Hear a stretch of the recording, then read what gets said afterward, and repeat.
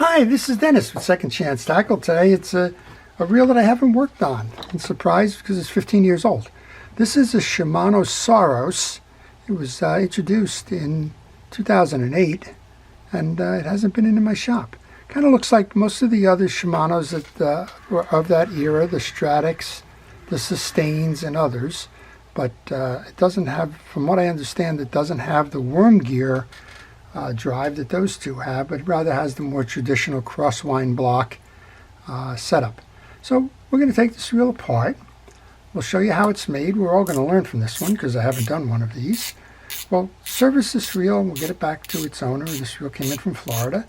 And well, we'll all learn along the way. And if you like these kinds of videos, if you like to learn about fishing reels, if you like to understand how they're made, when they were made, how they're used, and well, just generally how to maintain them and keep them going for a long time to come, then I recommend that you sign up by subscribing. It doesn't cost you anything, and well, you'll get notified as to when I'm posting videos, and you may find a video there that you'd like to learn more about. Well, we started by removing that spool.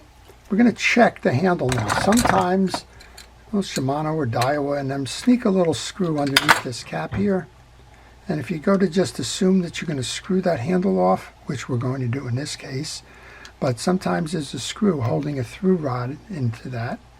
And if you're not careful, you can break the handle. So always check that, even if you think you're 100% sure of how it should be.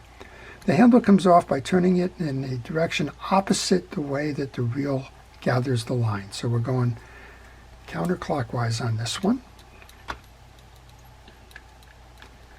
To remove that, then we'll just put a little shot of penetrating oil in there just to keep it loose. And while I have that can squirting away, I'm going to put some on the seams of the bail and on the line roller. You don't need to take these off if they're working, but it does help to have the lubrication there. This should just simply pull off. This is your stack that controls your line height adjuster and the click for the bait alarm. They come off, and then the next thing we can do, we can go a couple of different ways, but the ones I find is that Shimano typically will hide screws underneath this rotor, so let's go with that. They give us a little clue here. It says unscrew, and it points in that direction, which means it's a reverse screw. And boy, I just had a wrestling match with one of the reels that I picked up. It had a reverse screw on it, and as much as I like to check it, I checked it. I couldn't move it, so I continued to try and turn it off in the traditional counterclockwise manner, only to be tightening it. And eventually I kind of worked around to where I found that out, but always check to make sure that it's not a reverse screw. Why do they do that? Well, if you reverse screw it, it doesn't work free when it's turning in that direction. It'll work free if you're spinning it in the opposite direction, because centrifugal force could push that out and loosen that screw. And that's why sometimes you'll see a little tie-down nut or a tie-down clamp on the rotors. Not in this case. All right, with that off, we should be able to remove this. Just keep at it. There we go. Wow. All right, so check underneath. A little shot of oil into your trip arm there. Again, if this thing is working fine, there's no need to take that apart. People tend to get in trouble taking that apart. So leave the bail alone unless you need to clean it out because maybe it got in the sand and it's sluggish or that. Then by all means do that. Old style, so yeah, this is probably around 2008. You're going to notice on this reverse clutch, 1, 2, 3 big head screws, 2 small head screws. Leave the small head screws in when you go to remove this piece. There's also a little friction ring here, anti-vibration ring. I'm not sure exactly what they call it. All I know is that on this generation of reels, this little rubber band here has caused failures rather than prevented them. How does that happen? I think it's a rubber or some kind of rubber composite that is very sensitive to oils and greases, and it tends to turn to goo. We just did a video on a Daiwa AB 4050 that had goo. Well, this is kind of similar. And I've had Stradics and Sustains and others with these vibration rings come in. Goo And what happens is it starts to melt, it widens out, and the rotor can't turn. It gets bogged down in that tar-like consistency there. All right, we took the anti-vibration off. Should have a screw here now somewhere. Well, they didn't hide one in this. What do you know? Now, that's a surprise to me. Okay, well, you live and you learn. That's what we said. We're all going to learn from this one. All right, well, let's take this off. There's 2 screws that hold the case that are visible. And at least one that's going to be underneath the cover. When you take your screws out, notice things. Are they the same length? Are they the same head? Same diameter? Those kinds of things. All right, we need a small screwdriver for the next 2, which has the bump guard. Take that one off. That one ran a little bit, but I got it. I guess in hockey we would call that a save. That oil on my hands always got me. Have to switch over here. There's a long screw that's holding that bump guard in place. And if you don't take that out and you try to get the bump guard off, you're going to snap it. And then you won't have a way to anchor the tail end of this bump guard. So a long, thin screw. I put those 2 screws off to the side. When I remove the bump guard, I put that right with those screws, so I know they belong to that. And, well, as predicted, we have 2 more screws here, 2 different heads. This is classic Shimano, 2 different heads. So we're going to take these 2 and we're going to put them yet in another section of the parts tray. They may be the same as another one, but we're just going to put them in a different corner. We're going to put them up by where that bump guard is in my parts tray. This is the parts tray I've been referring to. If I haven't showed you, I use a parts tray for my parts organization, and I recommend that you have a way to manage your parts when you remove them. Last thing you want to do is start taking pieces and parts off, only to find that something is gone amiss and you can't find a piece because where you were putting them down, you kind of lost track of them. 1, 2, 3, 4. This case should come off now. And I guess I was wrong. This has got a traditional worm gear drive set. So let's take the balance of this off. So this is very much like the Sustain and like the Stratic. When you take the 3 screws out that have the bigger heads on them, know that they are going to anchor into the case.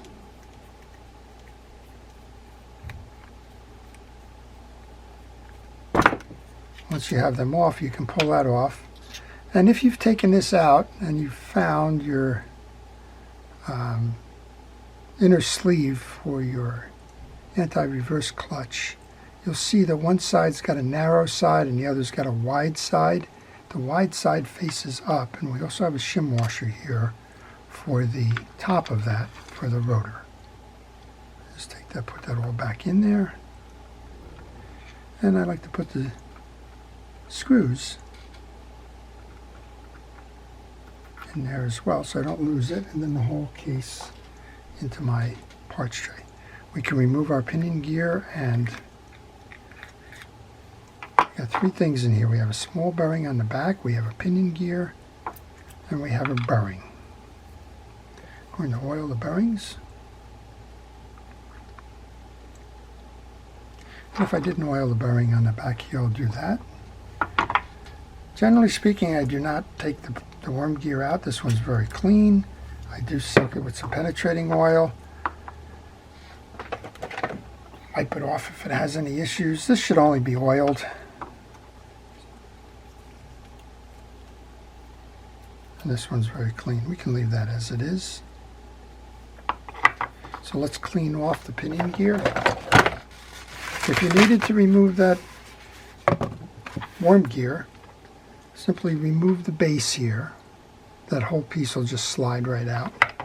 You can take care of replacing it or whatever you need to do with that. and then just slide it right back in and put the cover on. Doing a basic tune-up. Now granted, if somebody slobbered grease all over the place and it was dry, if you saw dirt, if this thing got sanded, if you dunked it in the water, take everything out. For your basic service, you don't need to do that. Okay. Good amount of grease onto our pinion gear.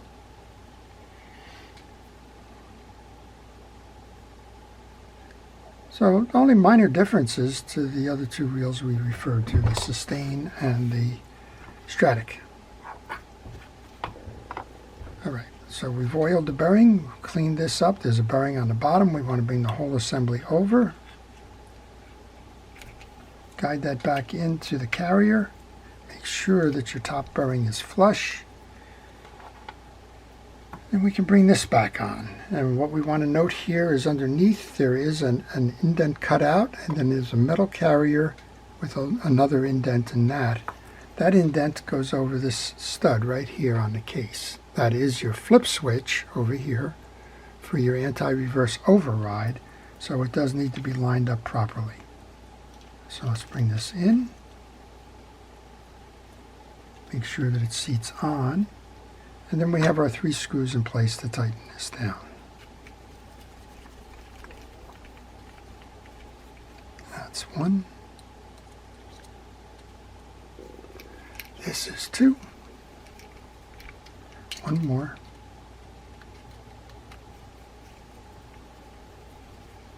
So most of the time the service on these reels is simply cleaning them up, making sure you get rid of the old dirt and debris, checking the pieces and parts for wear and tear, and then we'll simply be installing. Here's our main gear. Our main gear has the bearing underneath. I test my bearings by using my finger, making sure that the inner race rolls free and easy. There's multiple ways you can do it. Some people make cone devices that enable you to kind of insert and do the same thing your finger's doing. Sometimes you can get a wide enough screwdriver like this one. Use the screwdriver to turn it to make sure. In this case, I guess it's an educated finger at the moment. It tells you that it's working. All right. Yeah, of course, if it's your reel, you're going to know. You're going to know if you're hearing bearing noises or there's a grind going on or something like that. That's going to lead you to say that bearing is worn or broken, and you're going to want to replace them. There is a shim washer on this side here. You want to pay attention to that. That controls the in and out movement of the main gear. It's installed at the factory. Typically, if you're doing this with your service where you're just putting the main gear that came with the reel back in it, then leave it. If you're installing a new main gear, you may find that there is a variance and you may need to add or remove a shim to get that same smoothness. All right, we've just greased up our main gear. We can put that back in. We've oiled the bearing on this side. We can bring the case over, line it up, make sure you have a nice snap, nice tight seams throughout. And then we can go put the screws back in. Now, if you remember where you put them in a parts tray, it makes it easier. I put the 2 broad-headed screws in this side. If you find that it's not going in easy, stop. Don't force it. You might be cross-threading it. Now, granted, these are a broad threaded one that's kind of meant for graphite, but even so, you can get off the center of the hole. And if you start forcing it, you can widen that out. The screw can either not hold or you can break something. So just take your time with that. I'm going to go to the other corner where I put those 2. Again, that broadhead screw is probably the same one as the other 2 that I just put in. But if you have a way to segregate that, just to make sure that you can remember that it goes below here, then that's probably easier. For whatever reason, these things are a little kind of testy here.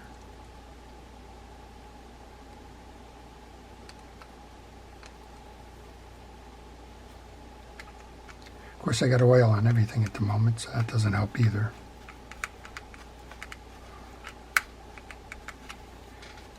One of the advantages to doing reel services, you get to clean and re-lube. The disadvantage is every now and then that lube just kind of gets all over the place. All right. Small screw goes in. And you can see why it's small. It has a narrower place to grasp them on the back end of this. Bring our bump guard off. This is the tail. If you didn't remember to take that screw out, you probably broke that off. Let's put that back in. Find your long screw. Most of the time that's going to require a micro driver. Yeah, this one's got the same grease on it because I tried to do that before. Shame on me. All right. I'll get it down. Very good. Now, one of the advantages of a parts tray is you get to see what's left in your parts tray. And if you're at a point where you think that maybe there's a part in there that should have been installed earlier, you can stop your work, go back and reset that. Or it's a gentle reminder that you still got some things to do. All right. And this is what I'm seeing in my parts tray. It's my little rubber ring there. Now you can run the reel without that ring if you do find that you have that meltdown. It's not going to make that much of a difference. It'll be a little bit noisier. Not terribly. But it'll certainly be working a whole lot better than a melted pile of goo that occurs from time to time. Make sure you press this all the way down. This is your trip ramp. It needs to be behind the trip ramp and below the trip ramp. That's what's going to knock this little Z bar up here. This bar here is going to come up that ramp and it's going to push up to close your piece down. All right. At this point, if we have that little shim washer on, we can put our rotor back on. Remember what Shimano told us? It was reverse thread, so when you put this on, you're going to turn it counterclockwise, not clockwise. So it's not the righty-tighty rule. Start it by hand so that you make sure that it's threading properly. You don't want to cross-strip this. Tighten it down and give it a spin. Spins nicely. Next up is the assembly that has the spool height adjuster and the bait alarm on it. So let's put those down. Seat them. And then there's only one more thing to do, and that's to service your spool. The spool has got a retention ring that's held in by it. I'm pretty sure these are felt washers. They are. And felt washers need to be kept lubricated. If they don't, they're subject to tear. If they tear, it's going to be a poor performer. Not going to hold. Clean out the cavity. On these top drive reels, a lot of water gets in that cavity. So make sure that when you do this, you clean them out. Felt washer goes in. And now I oil felt washers. You can grease them if you like. Make sure you get some kind of lubrication on there. It's a permeable washer. It needs to be kept from drying out, and greases and oils are the best ways to do that. You're going to find you have a washer now with 4 prongs. They face up, and that's the first one in the stack. Here's your second felt washer. Now, felt washers are perfectly fine. Some people think for some reason that they're going to tear and rip just because I guess the nature of the fabric. If you find that you're doing that, you can get a substitute Carbon-Tex washer that will help you to overcome that issue. But if you're running them fine and you're not having any issues, don't worry about it. All right, third washer goes in after you put that eared washer in. And I like to set the washer before I put the oils and greases on it.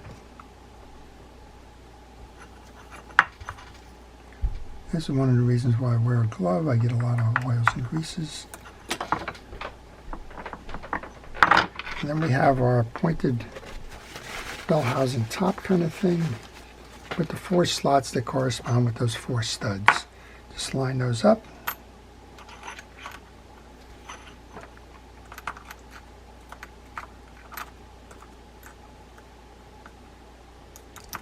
Make sure that they seat down. This clip can be installed by hand. So it's a light tension clip. You don't have to worry too much about it. Just make sure you get it to seat into the grooves.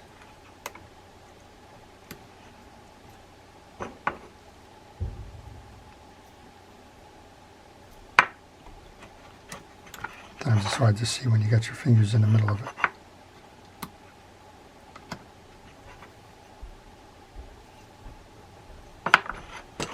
That's a retention clip. It's just to keep the drag washers from falling out when you do this.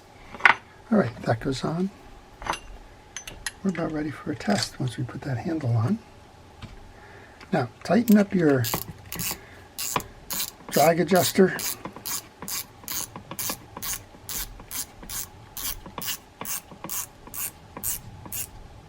Make sure that it holds, and then back it off. Why do you back it off? You don't want to squeeze all that away, a lot of those drag washers, and cause them to dry faster than they normally would. Let's put the handle back on. Give it a test. Give it a spin. Spins nice and free and easy. Make sure that it trips.